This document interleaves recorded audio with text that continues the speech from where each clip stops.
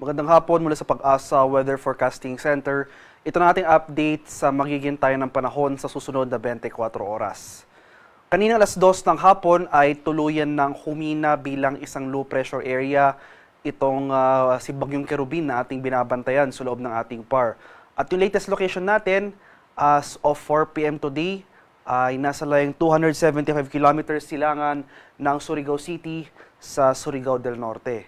At inasahan natin na bagamat low pressure area na lamang ito, magdudulot pa rin ito ng mga pag-ulan, especially dito sa eastern section ng Visayas at sa Mindanao. Samantala, yung trough extension nito, magdudulot rin ng mga kaulapan at kalat-kalat na thunderstorms for the rest of Visayas and the rest of Mindanao. Samantala, patuloy yung pag-iral ng shoreline o yung salubungan ng mainit at malamig na hangin sa silangang bahagi ng Southern Luzon.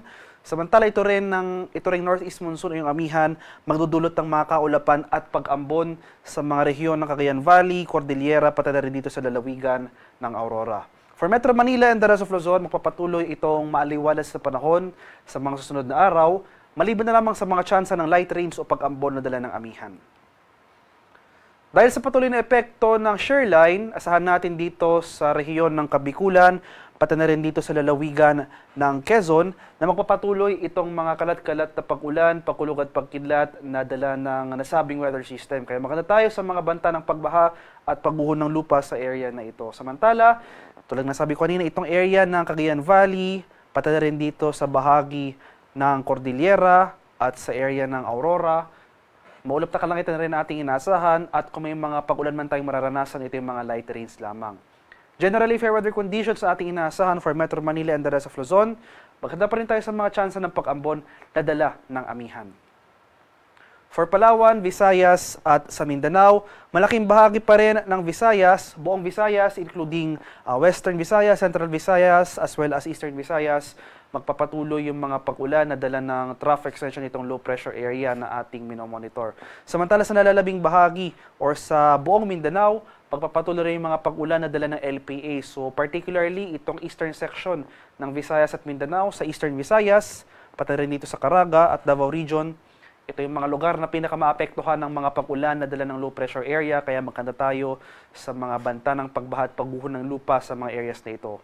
Sa bahagi ng Palawan, magpapatuloy rin itong maaliwalas na panahon, maliban na lamang sa mga tsansa ng pag-ambon na dala ng amihan.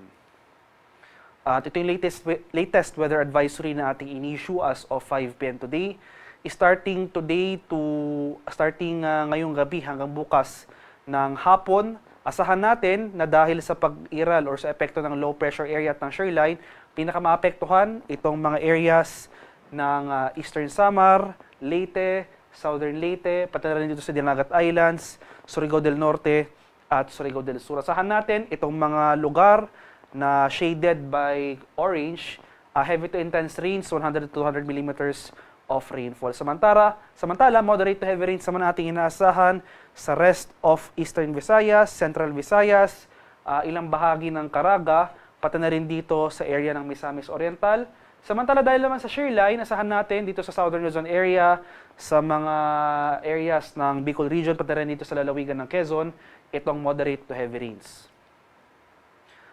At starting tomorrow afternoon to Friday afternoon, bahagyang tataas or bahagi madadagdagan yung mga lugar na makakaranas ng pag-ulan. May northward shift tayo ng mga pag-ulan. Mapapansin po natin, makakaroon na tayo ng mga pag-ulan na dulot ng low pressure area dito sa bahagi ng Sorsogon. Heavy to intense rains muli sa mga areas colored by orange dito sa Sorsogon, Northern Samar, Eastern Samar, sa bahagi ng Biliran, Leyte, Southern Leyte, at dito sa Dinagat Islands, at Surigao del Norte. Moderate to heavy rains naman sa mga areas shaded by yellow sa nalalabing bahagi ng Bicol Region. Magpapatuloy dito sa area ng Quezon, Marinduque, Romblon, pati na rin dito sa Aklan, Capiz, sa buong Negros Island Region, buong Central Visayas, at itong nalalabing bahagi ng Caraga, pati na rin dito sa Camiguin at Misamis Oriental. Starting Friday afternoon to Saturday afternoon, magpapatuloy yung heavy to intense rains. Mas marami pang areas ng Bicol Region ang makakaranas ng mga malalakas na pag-ulan na dulot ng shoreline. So heavy to intense rains, Muli, ito po yung mga areas shaded ng orange sa Catanduanes, Albay, Sorsogon, Northern Samar, Samar, Eastern Samar, Biliran, Leyte, Southern Leyte. Inasahan natin ang moderate to heavy rain sa mga lugar shaded by yellow, sa nalalabing bahagi ng Kabikulan, sa area ng Marinduque, Oriental Mindoro, Romblon, dito sa bahagi ng Palawan including Calayan Islands, buong Western Visayas, buong Negros Island region, buong Central Visayas, at itong ilang areas ng northern portion ng Mindanao sa mga lalawigan ng Zamboanga del Norte, Misamis Occidental, Misamis Oriental, pati na rin dito sa Agusan del Norte at Surigao del Norte including Dinagat Islands. Kaya sa mga lugar na ito, especially itong mga lugar na shaded by orange, no, heavy to intense rains po ang ating inaasahan.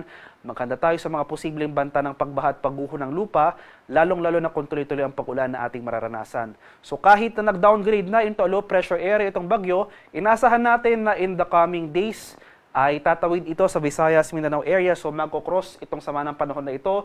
So magdudulot ito ng pag-ulan sa mga nabanggit na lugar. So in addition sa low pressure area na ito, posible rin magkaroon ng epekto itong shear line o yung convergence ng mainit at malamig na hangin. Kaya malaking bahagi ng Southern Luzon as well as Visayas, pati itong northern portion ng Mindanao, magkanda po tayo sa mga banta ng flash floods at landslides at ugaliing umantabay sa mga rainfall advisories or heavy rainfall warnings na ini-issue ng ating Pag-asa Regional Centers sa ating mga lokalidad. At sa kalagayan naman ating karagatan, sa kasalukuyan, so as of 5 p.m. today, nagtaas tayo ng gale warning number 1 in anticipation sa mga malalakas na bugso ng hangin na dala ng northeast monsoon o yung hanging amihan. So as of 5 p.m. today, may gale warning tayo nakataas sa mga area or sa mga lalawigan ng Batanes, pati na rin dito sa Babuyan Islands.